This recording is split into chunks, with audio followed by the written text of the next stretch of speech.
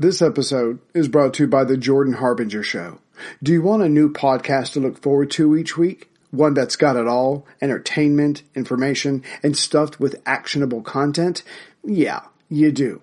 Because who wouldn't want to listen in as Jordan dives into the minds of fascinating people, from athletes, authors, and scientists to mobsters and spies. Each week, Jordan uses his interviewing talents to bring you never-before-heard stories and insights to make life more understandable. He has one of the most highly rated self-development shows out there. Listen in, learn, and look forward to each new episode, like I do. And I would like to recommend a few episodes myself. The first one is episode 650, Brian Klaas, The Corruptible Influence of Power, and the other one is episode 585 with Timothy Snyder, 20th Century Lessons on Tyranny. Check them both out. You can't go wrong with adding the Jordan Harbinger Show to your rotation. It's incredibly interesting. There's never a dull show. Search for the Jordan Harbinger Show. That's H-A-R-B as in boy, I-N as in Nancy, G-E-R, on Apple Podcasts, Spotify, or wherever you listen to podcasts. This episode is brought to you by me. That probably sounds painfully obvious, but let me explain. I now have something to promote. Taking a page from Professor Bob Hackett, I wanted to offer the podcast on CDs for those who don't have an MP3 player or don't want to bother with technology. But anyone can work a CD. You just pop it in. So, if there's a birthday that's coming up for that person who's hard to shop for, well, here you go. I've broken up the episodes into volumes that have a common theme, and you can see everything on the website, worldwar2podcast.net. Just look for the Store tab at the top of the screen. Each volume is only $13, and shipping is free worldwide. So let me hear from you, Australia. Each CD has Paul Finch's amazing artwork on the cover, a second piece of artwork on the inside, and a list of the episodes. The running time for each volume varies, but there's anywhere from 5 to almost 9 hours of material on each one. So check it out, and I'll keep adding volumes as I get enough episodes together to make more. See? Wasn't that shorter than an Audible commercial? So, before we begin, I wanted to point out a mistake I made on the last episode.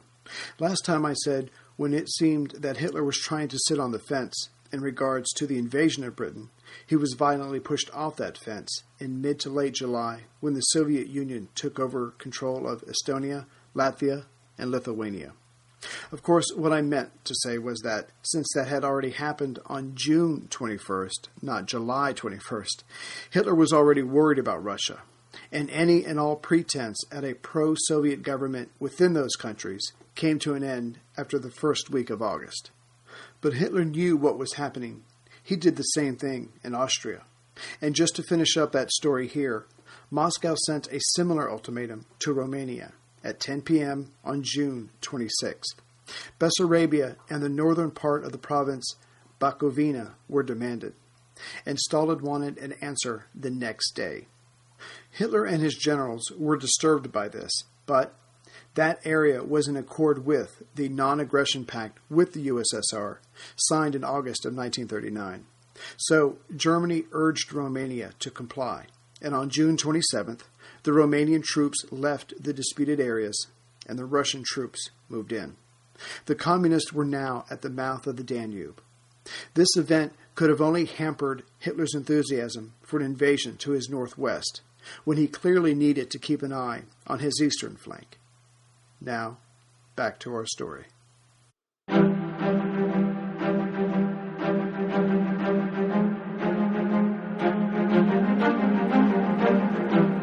Hello, and thank you for listening to The History of World War II, Episode 45, Numbers Tell.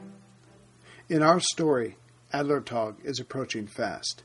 Goering was supremely confident of the outcome, and only waited on Hitler to give the word. And why not be confident, given their unstinted success and Goering's overall lack of technical knowledge? But the reality was, for all their victories, combat experience, and technological development, the Luftwaffe was not geared for the type of campaign they were about to unleash on Great Britain. There was never an overall conceptual plan in Goering's head, just confidence in whatever he decided. But there were such plans in some of his subordinates, but that mattered little to the big-picture Reich Marshal. Goering also lacked the ability to modify his tactics for a desired goal. That would have only taken more time. For Adlertag, just on the horizon, some serious questioning was needed about Luftwaffe aircraft. Their fighters clearly needed a longer range for this operation. Their bombers, who would be left alone at some point, especially if they wanted to attack north of London, needed better armament.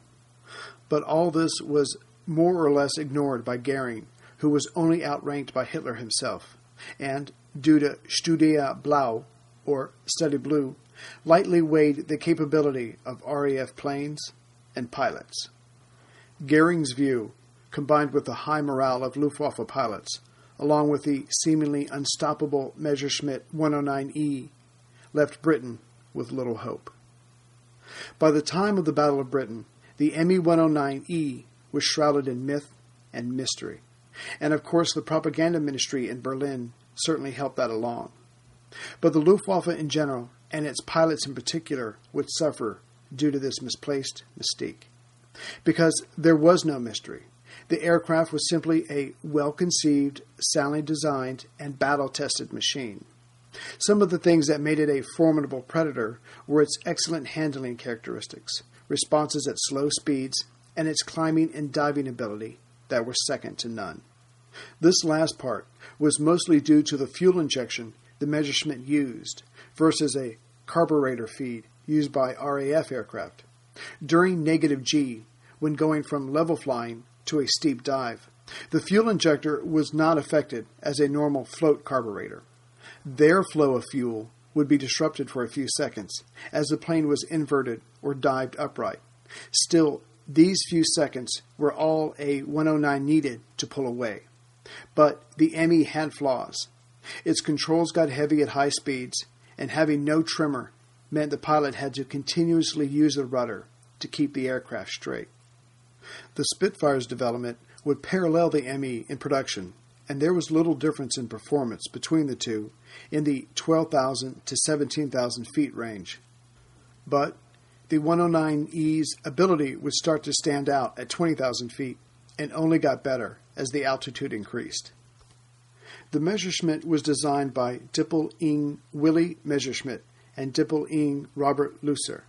Dippel-Ing stands for Diplom Ingenieur, as in someone who has a degree in engineering, roughly the equivalent of a master's degree from the U.S. And it's only fitting that the production of this swift fighter was completed in an incredibly short amount of time. A prototype first flew some months before the Hurricane and Spitfire, on May 28, 1935.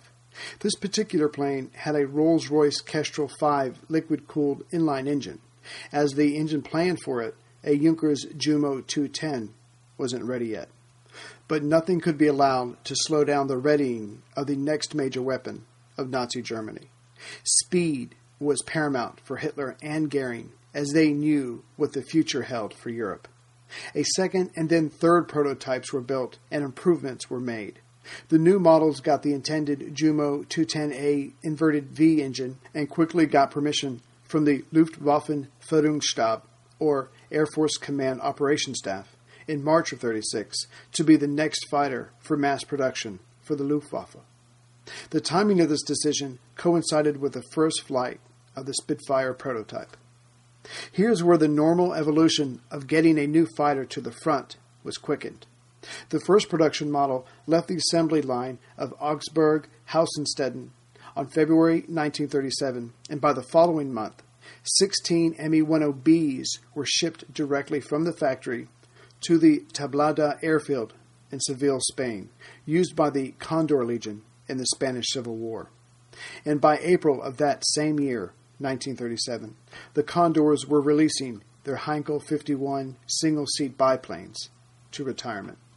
So during a time of combat, and with all the normal testing, fixing, retesting phases of development of a new piece of major equipment, this was an impressive feat, one of the few benefits of a dictatorship. But for the Messerschmitt, it was only the beginning. On November 11, 1937, an ME fitted with a Daimler-Benz DB601 engine set a new speed record at 379.38 miles an hour, or 610.53 kilometers an hour. Yes, I'm an American. But the improvements kept on coming. The ME-109B was soon replaced by the 109C and then the 109D. However, these variations still had the Jumo engine underneath. In other words, these rapid, constant improvements were made to the design of the aircraft. When the ME-109E came out, it housed the new inverted V Daimler-Benz engine. An inverted engine allowed the pilot a better view over the nose of his plane. The Predator could now chase down all existing aircraft. The first series of ME-109E fighters began to leave the assembly lines at the beginning of 1939, and with the Daimler-Benz engine approved in late 1938, the 109E was the cutting edge of fighter technology. And the Daimler-Benz was a more powerful engine than the Merlins being put into the contemporary Hurricanes and Spitfires. As for firepower, the earlier MEs had four 7.9mm Rheinmetall Borsig MG-17 machine guns, but as time went on, the Luftwaffe Führungsstab favored the more lethal but slower-firing 20mm MG-FF cannon. These would be mounted in the wings and become standardized as supplies allowed. However, it was decided to keep the twin fuselage-mounted MG-17 machine guns with 100 rounds per each attached as well. This combination of cannons and machine guns made the ME-109E a deadly combatant. As impressive as this firepower was, arrogance or a sense of urgency led those responsible to decide on not adding armor protection for the pilot or fuel tank, as well as not including a bulletproof windscreen. But all these and more were added later as losses over the channel mounted. The ME's takeoff was impressively short as well. Fully loaded, it weighed 5,875 pounds, but could still take off and be at 10,000 feet in under 4 minutes. Because the fuel tank was behind the pilot and limited to the size and shape of the fuselage, it only held 400 liters, which meant crossing the channel, giving combat for only 20 minutes, and returning to base on a practically empty tank. Its maximum range was London before it was forced to turn back. Although only 400 machines were built in 1938, no fewer than 1,091 planes were built between January 1 and September 1 of 1939. When the code word Ostmarkflug was given to launch the attack on Poland, there were at least 946 serviceable MEs for combat in the East. And given the state of the Polish Air Force, the ME seemed almost invincible. But it wasn't until the war in France that the engineers learned that further improvements were needed to the ME-109. The cockpit canopy was redesigned and reinforced. The pilot was now sitting in a 8mm thick armored seat, and the rate of the 20mm cannon was improved in the summer and autumn of 1940.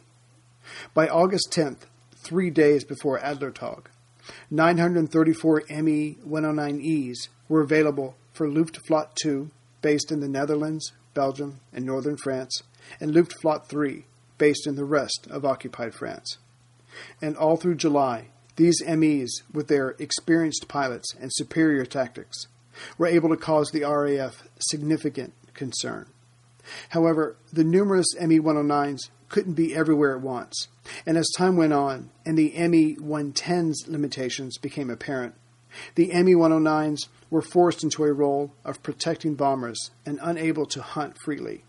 Also, it was just a matter of time before the RAF, but in particular the Practical Dowding and Park, changed their tactics to match those of the Luftwaffe. When that happens, the Battle of Britain becomes more or less a contest of equals. But of course, there were still fighter commands, RDF stations, along the southern coast. An excerpt from the book The Battle of Britain by Time Life Books.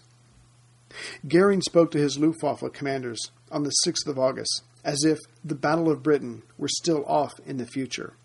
But from the British point of view, the battle was already underway. Even then, a dogfight was in progress over the Straits of Dover, as German dive bombers, protected by fighters, sought to sink, split, or turn back a British convoy that was attempting to break through the Thames estuary and to the port of London. RAF fighter planes were dispatched to drive them off, and in the subsequent clashes, which lasted all afternoon, the British lost 6 of their planes and the Luftwaffe 7 of theirs. The convoy got through. It was on this day that a fussy RAF control room commander listened with shocked astonishment to the language coming over the loudspeakers in the room where the members of the Women's Auxiliary Air Force were at work, plotting aircraft positions on the control room's operation tables. The loudspeakers were directly connected to the airborne RAF pilots dogfighting over the channel, and in the heat of battle, their language, both to the ground and to their comrades, was uninhibited and coarse. The control room commander decided that it was much too rough for "my ladies" to listen to and ordered them to move out of range of the loudspeakers. A pert squadron officer, speaking on behalf of her staff, refused. "Good heavens, sir," she said, "most of us have been listening to words like that since we first heard our fathers and brothers cussing around the house. I expect we're going to hear much worse than this before this lot is over." She was right. And now, the Battle of Britain. If the Luftwaffe had been able to peer through the haze over the Channel on Tuesday, July 23rd, they would have been amazed to find nothing, at least when it came to convoys. Downing's earlier suggestion that ships stick to the east coast and make for the Atlantic via Scotland was taken up. He reasoned that attacking bombers would have to make do without fighter escorts due to their limited range. Why make it convenient for the Germans based along the North French coast? Of course, what the British could not know was that the Luftwaffe was still in a reconnaissance mode for the most part, like the last few days. But an exception to this was an attack on a convoy near Yarmouth, just 100 miles northeast of London on the coast. A hurricane responded and severely damaged a Junkers bomber, and although no one saw it go down, it's doubtful it made it home. Next, just after 8 a.m., in that same area, near Lowestoft, another bomber flew over, but only dropped a single bomb, and from a great height. Clearly, the pilot was thinking of survival, not accuracy. But then it seemed to fighter command that things had returned to normal. Reconnaissance flights were sent out, and German fighters looked for opportunities, where possible. But most raids that day would turn back and head for home before they could be confronted by the RAF. Later that morning, a raid was detected near Kenley, just south of London, and a squadron was sent up. The ultimate target of the raid was not known because the bombers dropped their loads and went back the way they came before the British fighters could make contact. The testing of fighters' command responses continued that morning as at least 6 German aircraft flew over North Foreland in the southeast and bombed several trawlers. 2 RAF squadrons responded, but no victories on either side could be confirmed. The same testing, response, evade pattern played out along the coast for the rest of the day. Around 3:30 that afternoon, Fighter Command and 12 Group, above London, got a shock when somehow about 9 raiders suddenly appeared on the RDF system about 50 miles east of Harwich. No one could figure out why they had not been detected earlier. Squadrons were quickly activated and the attackers turned away. But one can only imagine the many technicians who missed sleep that night trying to figure out what happened. Further north, just minutes after the raiders appeared on the RDF, a Dornier was spotted near Kennard's Head, but it was intercepted and shot down by Spitfires. Some guessed that the 2 raids may have been connected. It's also probable that the Luftwaffe was testing the limitations of the RDF system, because an hour after the Ghost Raiders appeared out of nowhere, another, though smaller raid crossed the shoreline near Yarmouth again, on the east coast. They traveled south overland, released their bombs over Pullman Market, and left over the coast further south. And although a squadron was sent out to engage, the raiders disappeared into the clouds. The RAF pilots pursued as long as prudent, but were unable to locate them, even with the knowledge that they were close by. The day ended like it had begun, with a raid plotted over North Scotland around 6 p.m. Fighters were scrambled, but the raiders pulled away and used their speed to escape before they could be engaged. That night saw considerably less activity than of late. Fighter Command presumed what activity there was centered around reconnaissance flights and mine laying. But military sea forts, especially those around Liverpool and the Thames estuary, helped plot the course of the mine laying because besides being equipped with heavy guns, those particular sea forts also carried radar. They resembled modern offshore oil rigs, and their radar's accurate readings allowed the Royal Navy minesweepers to easily find and remove most mines meant for British shipping. That night, the eastern coast was focused on by the mine-laying Luftwaffe pilots, from Dover to Forth Estuary. However, the RDF near the Thames estuary and south coast mostly plotted raiders looking for possible bombing targets. Kinnaird Head saw at most 2 raids that night, but no damage or bombs were reported. Still, one of the potential raiders did not get away, as a Heinkel 111 was shot down near Dunbar, just east of Edinburgh, on the coast, soon after midnight. To the west that night, at least 8 raiders were plotted, but disappeared for a while from the RDF. Had the Luftwaffe figured out something to block their detection? A worst-case scenario could not be thought of by Fighter Command. But then, the raiders reappeared around the Liverpool area as anti-aircraft guns took aim and fired. But no victories could be confirmed. But soon, an even more potentially disturbing news came to Fighter Command, and indeed the War Cabinet. Just after midnight, a smoke screen near Dover was reported by the Observer Corps.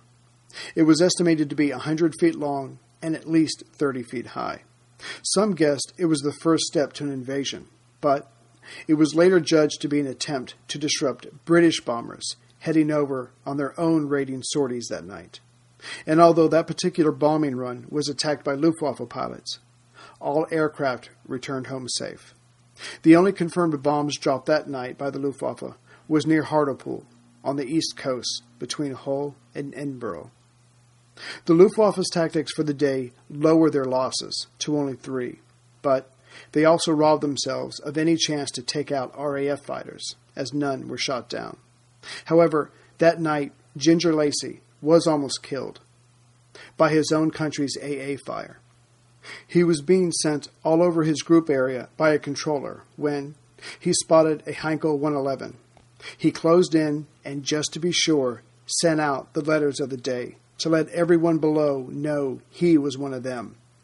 Fighters flashed the letters of the day, and the bombers flashed the colors of the day. But the German pilot had obviously learned that day's codes and fired off a red light and then a green one. Suddenly, all the searchlights focused on Ginger, and 10 seconds later, so did their guns. He barely got out of there, and later, when he landed, realized that it was past midnight, and he had flashed the letters for the previous day. Ginger wasn't mad at the people below. They were doing their job. He was mad at himself, because it was very rare for a fighter to find a bomber at night. Hey everyone, Ray here. Imagine being the first to invent something, or travel to lands that no one of your group has ever seen before. That's the story that American History Tellers from Wondery wants to share with you. Kind of like the original Star Trek, President Thomas Jefferson in 1804 hired Meriwether Lewis and William Clark to head west into the great unknown, the undiscovered country, to find an all-water route to the Pacific Ocean. And though they did not find that waterway, they did come across and record previously unknown plants and animals, not to mention coming into contact with deadly diseases while surviving harsh weather.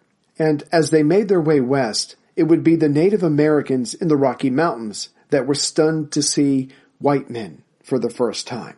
But getting to the Pacific and back would take all their skills and strength, not to mention a huge chunk of luck. And of course, one young native lady called Sacagawea, who saved the explorers' journals from a raging river and kept them from starvation, all the while carrying her own baby. Follow along as the American History Tellers unfolds the story of these two men, their trials of facing mountain ranges, grizzly bears, and hostile natives. But more than discovery, their expedition was about who owned the American Northwest. All this and more is covered by the prolific and ever-engaging Lindsey Graham as he takes you along the imperfect paths, ever westward, right alongside Lewis and Clark.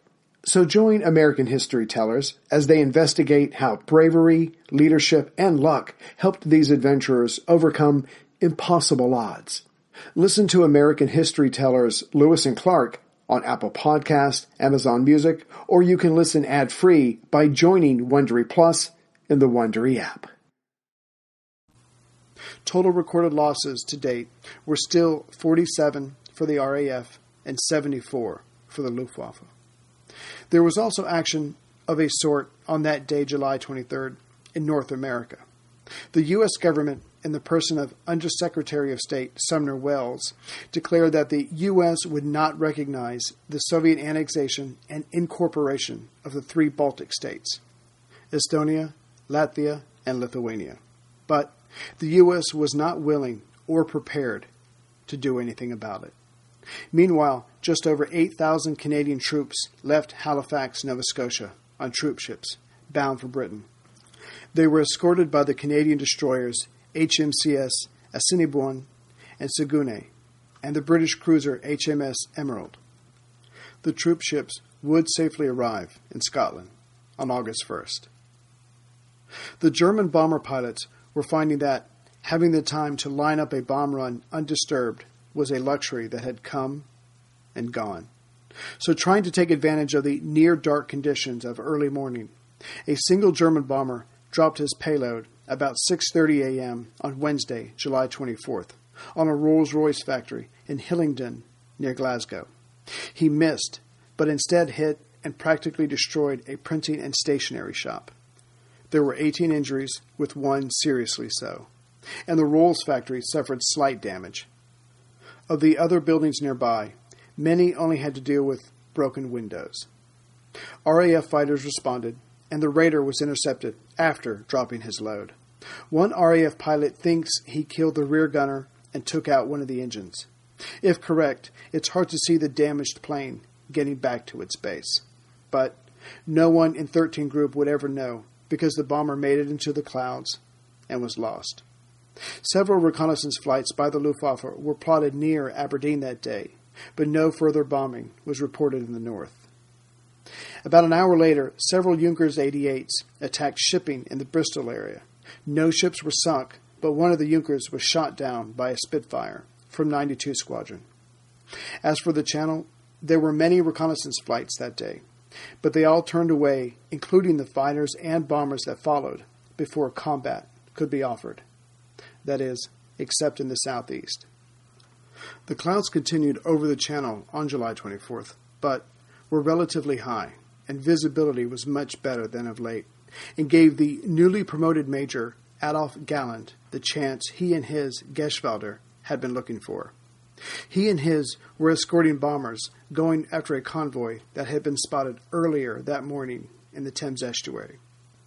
At first, his group was part of a larger force attacking shipping over the Straits of Dover, but as a squadron lifted off to make contact, some of the German fighters and bombers, led by Galland, broke off a little after 8 a.m. and headed for the Thames estuary. Again, the Luftwaffe was trying different tactics to deal with the British radar. But this split was spotted as it was happening, and another squadron lifted off to assist. But 54 Squadron, led by Al Deer, couldn't wait for the second squadron, so they split themselves and went after each raiding group. The raiders approaching the Thames were harassed to the point of dropping their bombs before making their target and returned home. But Major Galland scored a victory before turning around. His adversary's plane crashed into the water and was shortly joined by the pilot because his parachute failed to open. The Major was one of the initial few who knew the RAF pilots were made of stern stuff. To hell with Steady Blue. As if to prove the point further, several of the German bombers Galland had been protecting did not make it home. The same could be said for some of the bombers that attempted the raid over Dover. Again, there was enough harassment from the RAF fighters to ruin the aim of the Dorniers, as no ships were sunk. However, the German pilots were not only trying new tactics, but had another surprise for the RAF pilots. This had been reported a few times previously, but there had been no confirmation. But this time, many pilots witnessed it. It would be one more thing the RAF pilots had to factor into their flight tactics. It seems that the German bomber pilots, whether on orders from command or just on their own initiative, had started throwing coils of wire about 50 feet in length out of their window when under attack. Later, when there was more time to think, this seemingly outdated mode of defense made sense, given the British method of fighter attack. After lining up an enemy aircraft in their sights and then firing a burst from their guns, pilots of a Hurricane or Spitfire would then push their control stick forward and bank either to port or starboard to go under the target aircraft. If the German pilot then threw something out of the window, it would go back and down and right into the fighter's path. This would force the British fighters in the future to either A. attack from a greater range, thus reducing their effectiveness, and then diving to clear the wires, or B. forcing the British aircraft to climb after an attack, thus placing him in a perfect position for the main gun armament of the enemy bomber. Now that this latest tactic was confirmed, Fighter Command HQ notified by memorandum all fighter squadrons and pilots. However, if the RAF thought the day's activities were over, they were wrong. Several reconnaissance flights were sent out over the East Coast after the earlier clashes, and numerous convoys were spotted. The Luftwaffe would be back. Just after 11 o'clock that morning, about 18 Dorniers, escorted by at least 2 squadrons of Me-109s, which meant about 40, and some HE-113s, took off from various fields and assembled behind Calais. They then headed for North Foreland, just off Ramsgate. The battle that followed lasted over an hour and was the biggest air clash since the second day of Dunkirk, and was called by some the Battle of the Thames Estuary. 3 RAF squadrons responded, and combat was joined about 11:25 a.m. In terms of numbers, it was about 50 German planes versus 36 RAF fighters, and 3 of their pilots were just out of training. The Germans found that their larger numbers meant some of their bombers would get through, and those that did inflicted damage and casualties. The first to be hit was the minesweeping trawler Fleming. It gave way to the damage as 19 of its crew were killed, but 3 survivors were picked up by a fellow trawler nearby. As it sank below the waves, the planes above rose and dove at each other, and any semblance of organization or tactics was gone. Squadrons 54 and 65 were doing their best, but numbers played a big factor here. Another trawler, this one the anti-submarine HMS Kingston Galena, was hit and sunk as well. 16 of her crew died. The third and last trawler to be sunk was Rodino, off of Dover. 4 of her crew perished. On this go-around, the Germans had the numbers, but they didn't and never would have the time. Soon, due to fuel, the German fighters had to leave. Still, the RAF did their best. They lost 2, including Flight Officer Johnny Allen of 54 Squadron, but took out at least that many of the enemy fighters. As the Dorniers were now exposed, more hits were recorded, and at least 2 of them were seen crashing into the water.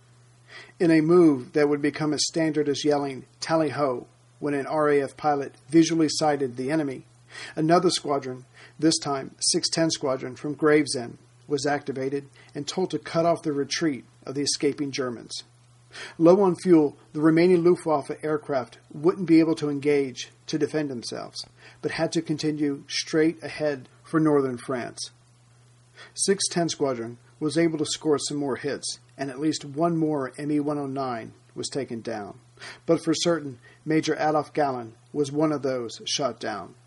In fact, he was the 4th major in as many weeks to be taken out of the skies.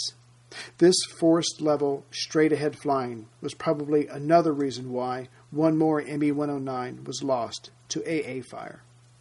Despite their losses, the Luftwaffe wasn't done with the day. yet. Just after 3 o'clock that afternoon, an enemy aircraft crossed the coast near Shoreham, about 30 miles east of the Isle of Wight. The bomber would drop 18 HE, or high explosive, bombs on this raid. 6 were dropped on the Vickers Armstrong landing ground at Weybridge, which is just southwest of London, but one of the bombs did not explode. Next, the raider dropped 6 other bombs on the Wadsworth Gas Company containers at Walton-on-Thames. Little damage was reported except 4 wounded and broken glass, but more importantly, no type of war production was affected. The Junkers' last 6 bombs were dropped over St. George's Hill, but again, the damage was slight and there was no casualties. For whatever reason, the bomber was able to get back home without being intercepted.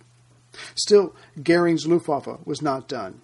About 5:30 that afternoon, German aircraft located and bombed convoy ships off Dover. 74th Squadron quickly responded. No ships were sunk, and at least one Dornier 215 was severely damaged off Manston. The 6 o'clock hour saw action as well, but of the 2 bombing raids, only the bombs dropped near Ipswich on the east coast detonated on contact. Still, no significant damage was reported. So the bombers were getting through, but in their seeming haste were not nearly as accurate as they had been in previous campaigns. But the Luftwaffe was still not finished. Right before 8 p.m., a fighter was plotted about 20 miles south of Hastings on the southern coast, about 30 miles west of Dover, and attacked inshore aircraft patrols. But the weather was turning worse, and the RAF pilot used this to escape. However, this same weather allowed the raider to leave unmolested as well. About an hour later, a Spitfire from 66th Squadron tangled with a plotted German fighter, and they went after each other as much as the weather allowed. During the dogfight, the RAF pilot lost control of his plane, and it went down about 30 miles northeast of Cromer. But he was later rescued. There was practically no activity that night, with the exception of a single mine-laying flight being plotted. However, there were lives lost this night, many of them, and it would be the French who suffered. Some 1,277 French sailors who had been captured during Operation Catapult on July 3rd were being returned home. They left Southampton for Marseille on a French steamer, Mekin, but about 10:30 that night, even though it was flying the French flag and with its lights indicating neutrality, was attacked and sunk by a German motor torpedo boat in the middle of the English Channel. British destroyers HMS Viscount, Wolverine, Sabre, and Shakira responded, saving as many of the men as possible. Still, 416 French sailors lost their lives.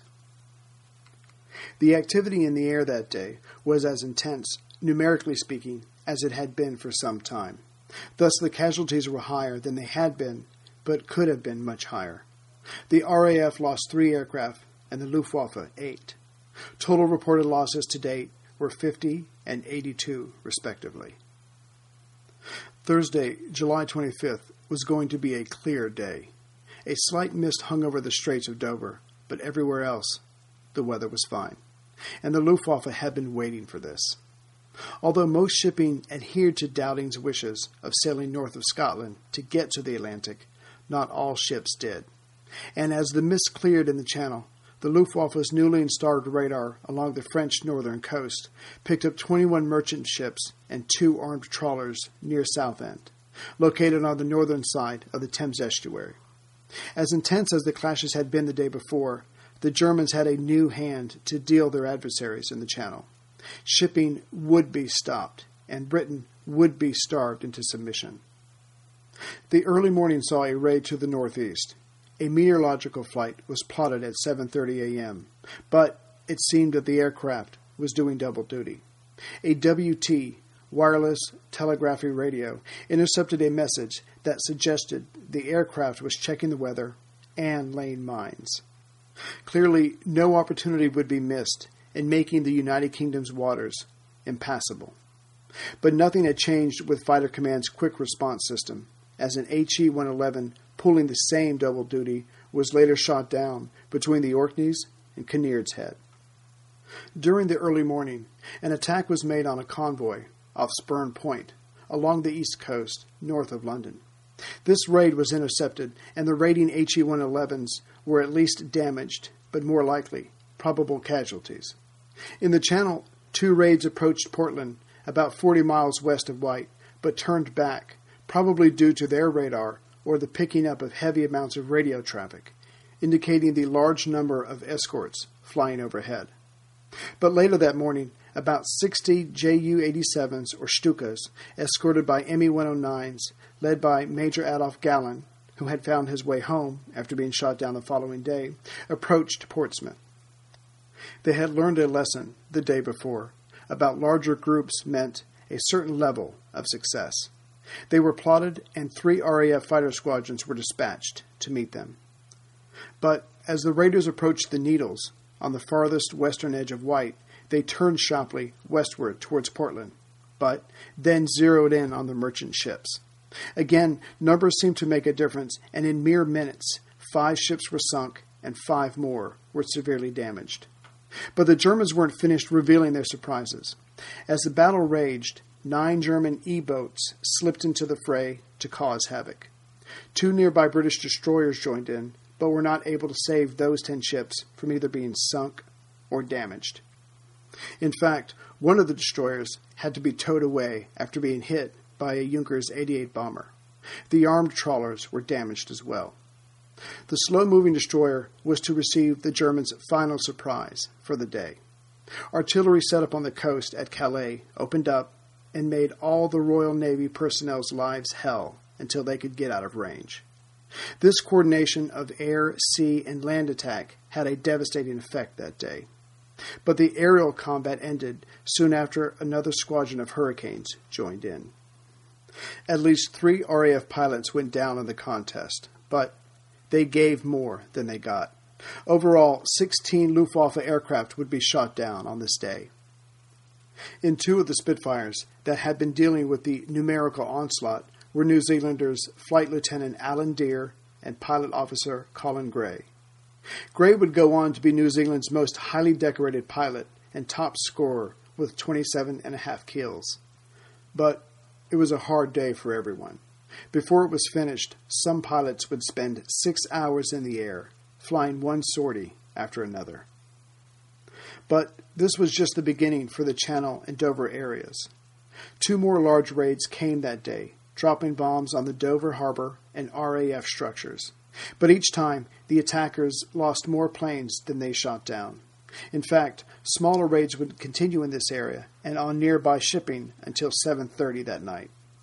The 2 large subsequent raids came like clockwork. They would form up over Grisny near Calais, and as soon as the latest raid was back over France, they would then head in and attack shipping, Dover harbor, and enemy fighters. The afternoon was filled with raids, reconnaissance flights, and dogfights all over the Channel, and bodies, destroyed ships, and crashing aircraft on the waves of the Channel. The RAF pilots in 11 Group were beyond exhausted, but as the German raids kept coming, they kept going up. An evening raid off Portsmouth was intercepted in time, and 1 German plane was seen taking damage before disappearing into the water below. A second bomber was hit, but there were no witnesses of it splashing down.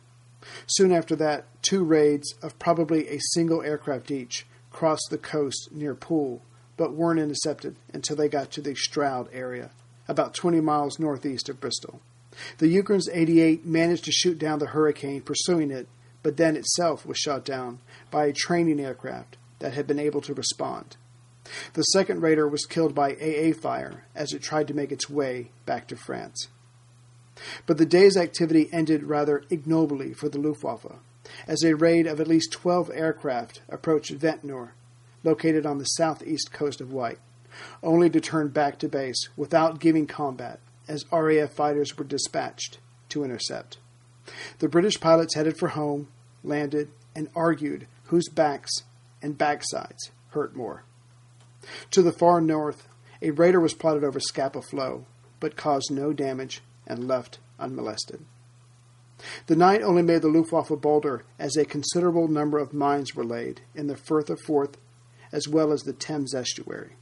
In fact, the Thames estuary was visited no less than by 12 bombers that night.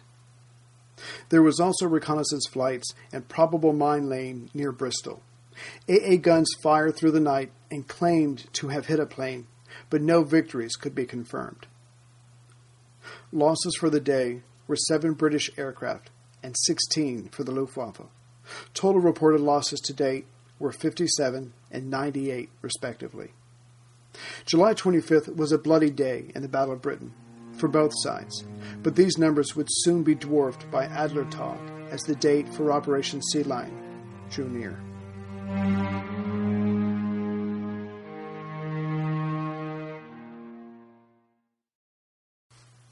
Greetings from Central Virginia. Just a couple of things and then I'll let you go. First thing, most important, the tour information. Everything has been finalized. Please check it out at historyworldtravel.com. You can sign up by credit card, pay for everything there, or call them, ask them any questions. But the itinerary and the dates and everything is there. I think it's going to be amazing. I can't wait to meet as many of you as I possibly can. A lot of people who are in the UK said even if they don't sign up, they're just going to swing by and say hi. Hey, please do. I would love to meet as many of you as I possibly can. Second of all, again, I just want to say thank you to Paul Finch for the website. He's really done a lot for me. And if you ever need anything, any web-based design or almost anything to do with the web, he could probably do it all. Just find him on Twitter at Paul V. Finch. You can contact him that way, see his website, all that kind of stuff. So again, thank you, Paul. And hopefully he and I are going to do a show together soon about some of the air battles that happened in Scotland before they happened in Britain. We're still working on that. And lastly, I just want to thank the people who made donations. Malcolm in Canberra, Australia, Joshua B. in Birmingham, Alabama, Steve W. in Perth, Australia, Duncan in Nottingham, UK, Robert P. in Bray, California, T.A. of Balsam Common, UK, Ian H. in Auckland, New Zealand, and Dennis B. of Culver City, California. And then there's Joseph S. of Seymour, Victoria, Australia, who tried to donate, but something went wrong. But I do appreciate it, Joseph. And I'm not just saying their names because they gave me donations, which if they hadn't, I certainly wouldn't have the number of books that I do. But a lot of times, actually more times than not, they share with me information about their family. Grandparents or uncles who were in the war, affected by the war, their lives were changed by the war, or maybe their grandparents met because of the war. And they just share this information with me, and I really do appreciate it. You don't know me, but you listen to the podcast and you share this, and it really means a lot to me. Like Malcolm in Australia, he had one uncle who was one of the rats at Tobruk, and he had 2 other uncles fighting the Japanese in Asia. And the uncle in North Africa made it home, but he was certainly affected for the rest of his life by what he had saw and what he went through. You know, and that affects everybody's life who comes after them. So thank you for the donation. Thank you for the information. But more importantly, thank you for the stories that you share with me. They do help me when I come to those parts in the podcast, but I really do get a lot out of it and it means a lot to me. And I just want to say thank you. Take care, everyone.